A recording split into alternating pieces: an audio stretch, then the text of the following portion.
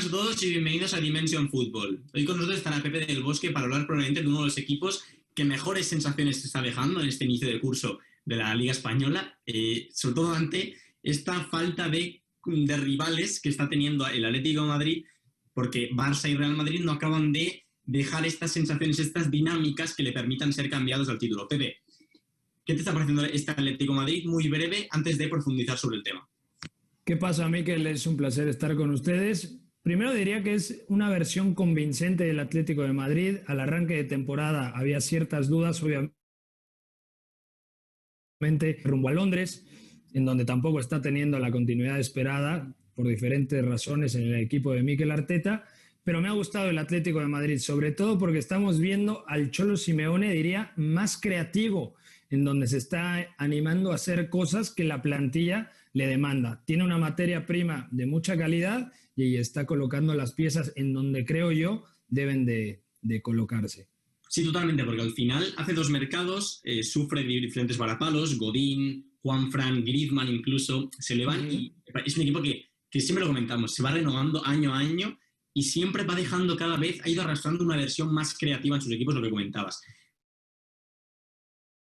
Vamos a hablar del Atlético de Madrid de este año. Sobre todo lo que estamos viendo mucho es que el Atlético intenta siempre iniciar, lo vemos ahora en la pantalla, con una línea de tres centrales, ya sea un pivote que se incrusta en la línea de centrales, pero últimamente es Mario Hermoso el que la forma. Y esto me parece clave porque al menos si ya parten de un inicio, de una defensa de tres, siempre el Atlético de Madrid tendrá esta superioridad que aunque recupere la pelota, no va a ir a Oblak y esto incitaría a presiones altas, sino que ya va aquí y ya, o también una cosa que me parece muy clave es la posición de Coque o de Saúl. Es decir, hay partidos, estarás conmigo, Pepe, que se forma aquí un 3+1, es decir, la línea de 3 junto a Coque o Saúl y es el otro jugador, el otro pivote, el que ocupa este espacio de aquí, o hay partidos, como por ejemplo lo vimos ante el Bayern, en los que se forma aquí un 3+2 y es João Félix el que ocupa este espacio. Hablando del portugués, Pepe, es un fijo en el esquema. Tras Lisboa vimos una versión del Cholo que quería potenciarlo cada vez más, porque sí que es verdad que ese partido es muy, muy top. El eje del equipo.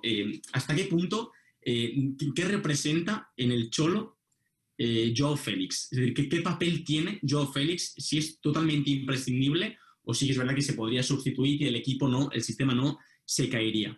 Joao Félix, Mikel, lo es todo, es el epicentro del sistema porque es el futbolista con más talento, con más ingenio, con una sensibilidad para moverse entre líneas.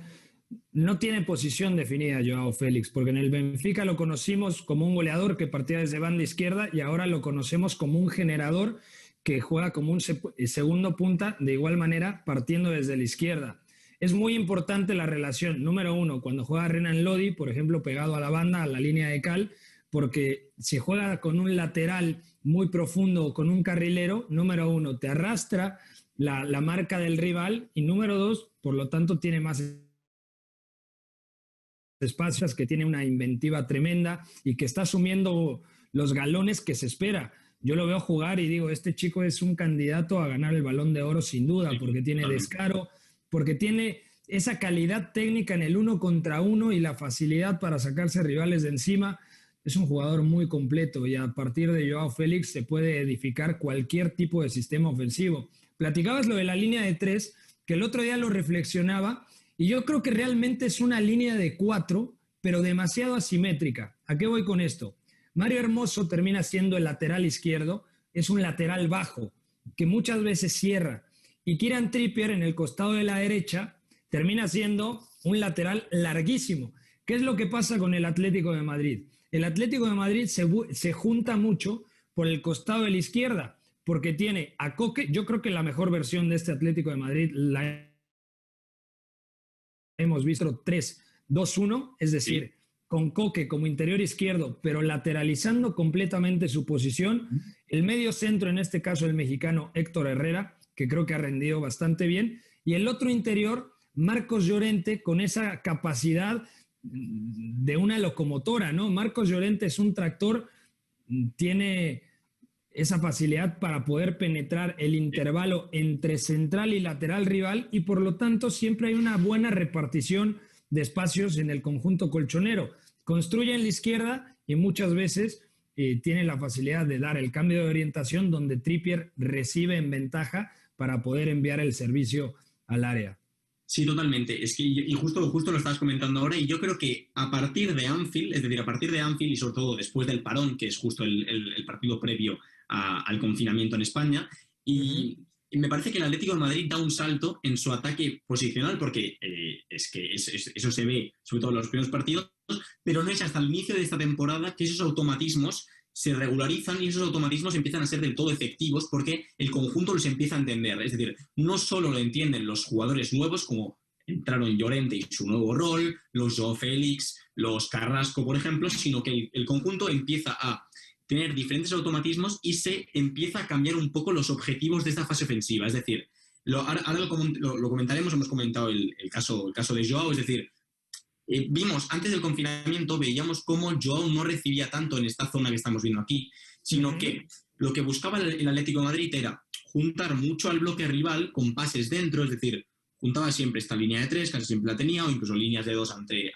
rivales que solo presionaban con 1, y lo que hacía mucho era dar muchos pases dentro, ¿para qué? Para juntar el bloque rival y que los laterales cogiesen muchísima más altura que este año y desde aquí desplazar desde cualquier altura y desde aquí ya centrar al área. Es decir, no se intentaba llegar del todo a la línea de fondo, sino que desde este carril, porque generalmente Trippier recibía en ventaja o con tiempo y espacio para meter el balón al área, se intentaba centrar. Lo que sí que es verdad que vimos después del confinamiento es un Marcos Llorente, sobre todo, que ahora te voy a comentar sobre él, que le permitía al Atlético de Madrid atacar desde línea de fondo, es decir, centrar desde línea de fondo, sin tener que asumir el peaje de tener los laterales altísimos. ¿Cómo hacía esto? Lo has comentado tú.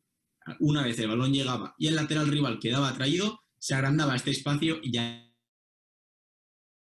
aquí es absolutamente indestructible, porque es un jugador que tiene una zancada tremenda, es un jugador que, lo comentábamos tú y yo a veces fuera de cámaras, que se adelanta muy bien al rival. Si el rival le mete el pie, él lo mete un segundo antes. Lo vimos en Anfield, lo vimos después del parón y lo hemos visto durante este inicio de temporada. ¿Hasta qué punto Marcos Llorente crees que ha condicionado el sistema del Cholo? Porque sí que es verdad que Joao Félix es el eje central, lo hemos comentado, sobre todo después de Lisboa, y cada vez esta segunda temporada que tiene mucha más experiencia, mucha más confianza del Cholo, pero es que la irrupción de Marcos Llorente ha condicionado por completo, yo creo. Así que, ¿hasta qué punto crees que lo ha marcado? Yo también, mira, te diría que son los dos futbolistas más importantes ahora mismo en el sistema del Cholo, porque Joao condiciona recibiendo al pie y Marcos Llorente intimida atacando al espacio. A mí me recuerda mucho, por ejemplo, lo que hace Jordan Henderson cuando no juega de medio centro, sino como cuando juega como interior diestro en el 4-3-3 de Jürgen Klopp en el conjunto red, atacando ese intervalo. Incluso Kevin De Bruyne en distintas ocasiones, Pep Guardiola lo ha enfocado en ese rol, porque la profundidad no solamente se gana pegado a la banda.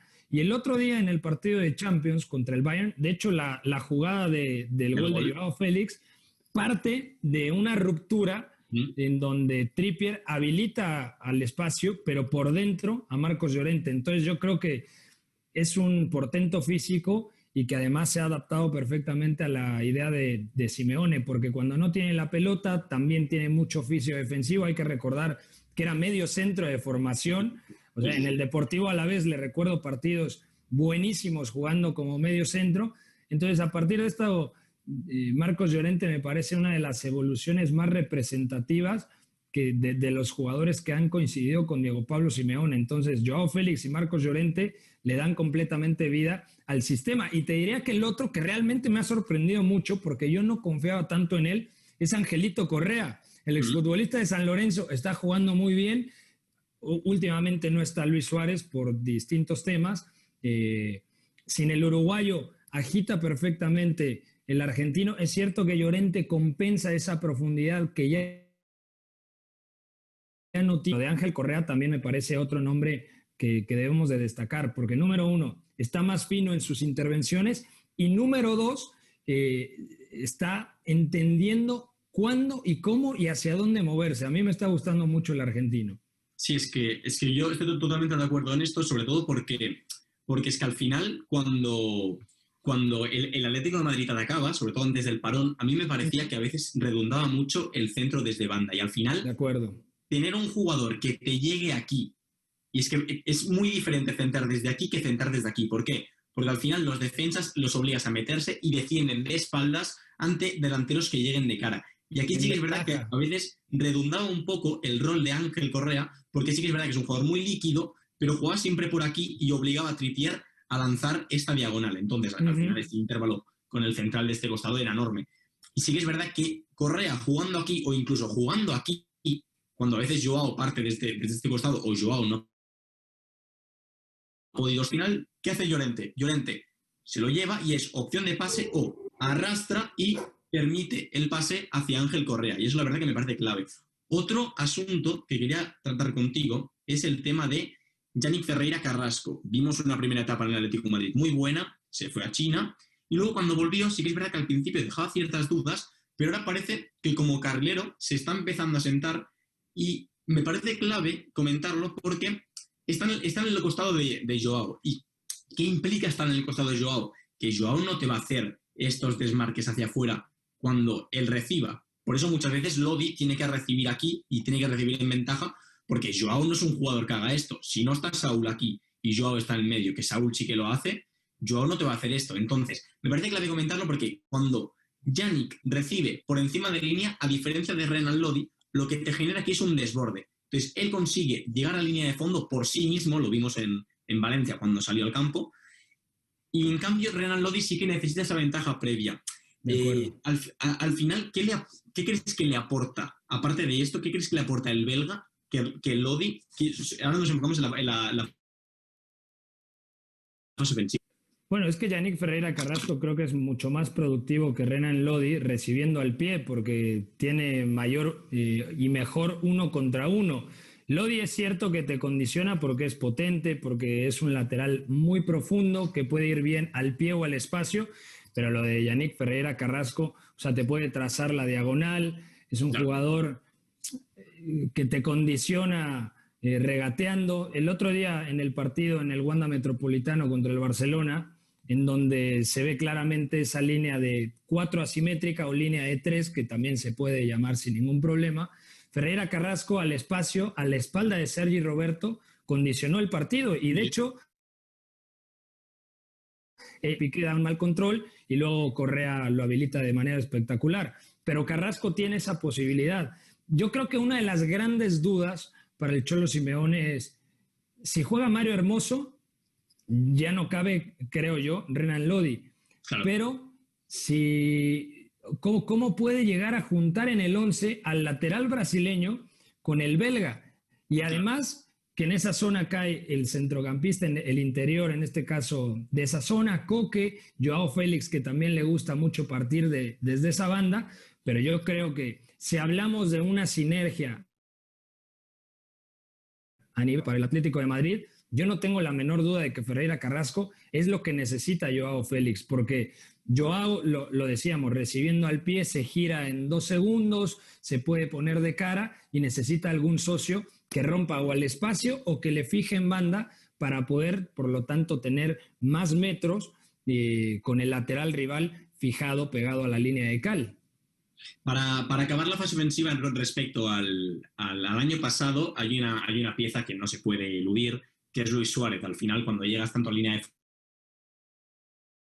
fondo, te genera mucho. ¿Hasta qué punto puede ser clave ese gol? Porque sí es verdad que lo habíamos comentado, que el año pasado había muchos partidos que el Atlético de Madrid atacaba, pero al final entraba desde tan poca ventaja o no tenía delanteros aquí que pudiesen acabar metiendo gol. ¿Hasta qué punto Suárez es clave en este sistema? Es que yo creo que Suárez es un gran rematador, sobre todo un gran rematador al primer toque. Ya no Sí. vamos a ver a Luis Suárez de 2013-2014 de Anfield con el Liverpool, que muchas veces incluso partía de banda, que tenía Sturridge, Sterling como compañeros. O sea, ya no es ese Luis Suárez que llegó al Barcelona del triplete de Luis Enrique. Es ópticas. A mí me está gustando mucho cuando Luis Suárez va al apoyo, porque el partido contra el Lokomotiv de Moscú en Moscú me parece que es una exhibición tremenda en los primeros quizá 45, 60 minutos, poniendo de cara a sus compañeros. Y yo creo que si tienes a Luis Suárez inspirado, a ver, no es Roberto Firmino, no es Karim Benzema ofreciendo apoyos, pero es muy inteligente. Si logra mantener ese nivel para poder activar a los futbolistas que llegan desde Félix, Ángel Correa quizá que pueda partir desde la derecha y sobre todo Marcos Llorente que entra como tractor, como locomotora, creo que lo de Luis Suárez es muy positivo. Pero aquí la clave con Luis Suárez es, justamente ahora que vamos a pasar al tema defensivo, si Luis Suárez defiende tan lejos del arco contrario, ya no tiene la capacidad, ya no tiene el físico, ya no tiene la energía para poder intimidar al espacio como el gran Luis Suárez de las rupturas que nos enamoró al lado de Lionel que comentaba en Anfield. Sí, totalmente. Es que vamos a pasar ahora muy breve porque el Cholo sí que es verdad que ha hecho una especie de cambio. Es una especie de 5-3-2 que a veces se puede convertir muchas veces en 4-4-2 porque Carrasco depende de la altura del que da amplitud, es más alto o es más bajo. Lo vimos contra el Bayern, lo vimos sobre todo contra el Barça cuando estaba Dembélé. ¿Por qué crees que el Cholo quita las dos líneas de 4 que tanto le han caracterizado durante su etapa en el Atlético? Y luego, lo que comentábamos ahora, ¿ves sostenible esta presión, este bloque medio hacia detrás? Porque al final reactivo. ¿Lo ves sostenible con Suárez? Porque hemos visto un Barça de Setién que sobre todo intentaba defender un poquito más atrás y al final Suárez estos trayectos ya no te los hace. ¿Lo ves sostenible a largo plazo? Y tampoco te los da Diego Costa. Entonces, Marcos Llorente te los puede dar, Ferreira, Carrasco te los puede dar, pero cuando recupera, si está en bloque, eso sería bloque medio bajo prácticamente, es alejarse demasiado del arco rival. Yo creo que, como sea, se siente más cómodo del Atleti 3-5-2 y al final defender en 4-4-2 sin ningún problema. O sea, el comportamiento del Atlético de Madrid, creo yo, seguirá siendo 4-4-2, salvo casos puntuales, como por ejemplo, si tienes enfrente a un regateador que te condicione mucho en el 1 contra 1, a un extremo eléctrico, como el caso de Ousmane Dembélé, pues ya la ayuda de Ferreira Carrasco con Mario Hermoso, en ese caso, me suena bastante. Y en el costado de la derecha, lo de Marcos Llorente también a nivel defensivo es brutal. Yo recuerdo mucho ese partido que incluso se metía como yo creo que jugó Tripper ese encuentro. Entonces, ¿es rentable? Sí, puede ser rentable, porque sabemos que al final el Cholo Simeone, aunque esté innovando a nivel ofensivo, o que mejor dicho, se está adaptando a las piezas y a los recursos con los que cuenta, yo creo que sea en línea de 5-3-2 o 5-3-1-1, porque si no te regaña el Cholo Simeone, porque ese uno te trabaja detrás del delantero. Yo creo que el aparato donde mejor se siente defendiendo en su propia área es el 4-4-2 y la repartición de espacios es, entre comillas, más coherente. Y simple y sencillamente porque Hans-Dieter Flick hizo un par de movimientos, es cierto que metió a una leyenda, a un jugador que te condiciona todo, como el caso de Thomas Müller, pero inclinó la cancha también entró Gnabry, con 2-3 movimientos y se cayó el Atlético de Madrid en la segunda parte. Entonces, yo creo que lo más rentable es mantener en fase defensiva un doble pivote que te trabaje bien. Ahí tengo dudas, por ejemplo, con el mexicano Héctor Herrera, porque con pelota tiene muy buenos registros, porque tiene un amplio rango de pase. Saúl puede ser muy útil ahí. Y luego el tema de Marcos Llorente en un costado, puede ser Ferreira Carrasco en el otro, y que Joao Félix también te trabaje, que Luis Suárez también te trabaje, pero repito, para mí lo más rentable en este Atlético de Madrid es o bloque medio alto o presión insostenible los 90 minutos. Entonces, dosificar la presión de la manera en la que el Atlético pueda siempre, entre comillas, estar cerca del arco rival. Sí, porque al final lo que plantea el Atlético con este 5-3-2 o 5-3-1-1 son triángulos en los costados y estamos viendo sobre todo una versión de Koke que roba mucho más porque viene aquí a generar superioridades, roba y aquí ya lanza. Y sí que es verdad que tras recuperación el Atlético está mejor parado y saca mejor de zona. acabemos este vídeo con una pregunta, la pregunta del millón, y aquí quiero que te mojes. A ver. ¿El Atlético va a ganar la Liga? ¿Cómo lo ves? Porque sí, que es verdad que al final el Atlético da la sensación que es de lo más fiable y el Barça y el Madrid parece que no acaban de atinar. ¿Crees que la va a ganar? Yo creo que sí la va a ganar, con un planteamiento distinto al de 2014, porque es otro equipo. En aquel 4-4-1-1, Villa, que un fenómeno, es otra clase de jugador X. El Diego Costa de aquella época trabajaba mucho más que Luis Suárez. El doble pivote, Thiago, Gavi, tenían mucha mayor vocación defensiva que ahora los integrantes que puedan estar ahí, llámese Coque, que Coque está en un grandísimo nivel y también lo ha traspasado a la selección española.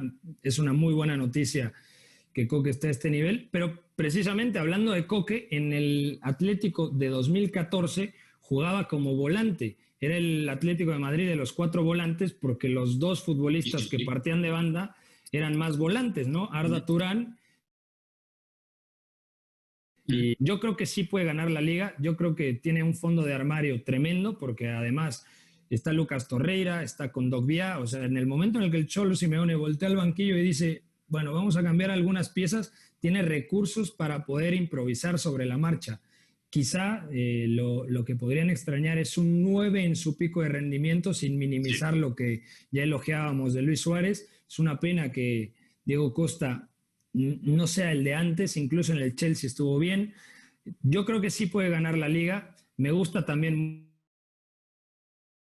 mucho, es el mejor estratega en el último año y medio en España y como proyecto la Real Sociedad es espectacular, pero entendiendo la inestabilidad que viven, y tú lo decías muy bien al arrancar el video, al entender la inestabilidad que viven el Barcelona y el Real Madrid, sobre todo el Real Madrid, lo que está pasando, que me parece que es caótico porque no hay ningún tipo de solución a través de la pizarra de Zinedine Zidane, es difícil, ¿no? Para el equipo blanco. Viene un partido muy lindo, además, entre Real Madrid y Atlético, que nos dará una pauta importante para valorar esta pregunta. Y lo del Barcelona, Ronald Koeman, personal, me está gustando el trabajo de Koeman, pero hay que entender que el Barcelona ya entró en esa fase de recambio generacional y el proceso para poder llegar a la meta, al objetivo, es enfrentarse en medio a muchas derrotas, descalabros y prueba y error, ¿no? Entonces, después de todo esto que te digo, yo sí creo que el Atlético de Madrid, a nivel confeccionado de plantilla, a nivel modelo, idea de juego, identidad, tiene los argumentos para levantar la Liga. Queda grabado, Miquel? Sí, queda grabado. Pues bueno, Pepe, ha sido un auténtico placer tenerte aquí en Dimensión Fútbol, sobre todo porque nos has dado otra visión y has complementado muy bien las opiniones que nosotros ya teníamos desde aquí. Y desde aquí, pues agradecerte que te hayas pasado y a la gente que no está suscrita. Mira, te voy a dejar a ti que le digas a la gente que no está suscrita o que aún no ha dado like, qué tiene que hacer. Miren, es muy sencillo. Activan la campanita, le dan like y acá abajo en los comentarios nos escriben desde su punto de vista qué opinan del Atlético de Madrid, de Diego Pablo el Cholo Simeone. ¿Realmente tiene argumentos para ser campeón? Acá abajo, ya saben, querido amigo. Y muy chula esta pizarrita, hay que encargarle uno a los Reyes Magos. Un abrazo, Pepe, que vaya muy bien y un fuerte abrazo, querido. Nos esperamos en la siguiente. Que estés muy bien.